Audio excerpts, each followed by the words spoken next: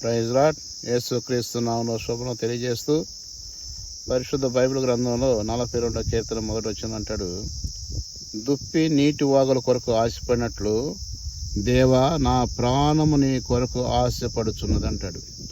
అంటే దుప్పి నీరు కోసం ఆ అడవుల్లో ఉన్నప్పుడు, ఆ దాహం వేసినప్పుడు అవి మరి కుంటల్లోయి మురికి నీళ్ళు తాగవు, వాగులో ప్రవహించే నీళ్ళు తాగుతున్నాడు. అంటే అది ఎంత దూరాన్ని ఉన్నా ఆ వాగు పారుతున్నప్పుడు, ఆ వాగు మట్టి తడిసినప్పుడు ఆ మట్టి వాసన బట్టి అక్కడ తాజా నీరు ఉందని తెలుసుకొని ఆ వాగు దగ్గరికి వెళ్ళి సేద తెచ్చుకునేది.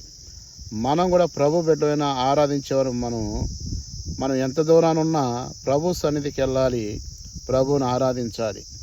ఆయన ఆరాధించేవారు ఆత్మతో సత్యంతో ఆరాధించేవారు. నన్ను గణపరచువాన్ని నేను గణపరుస్తాను. నువ్వు ప్రభువును గణపరచు, దేవుడిని గణపరుస్తాడు. ఈ వాక్యాన్ని దీవించునుగాక. ఆమేన్.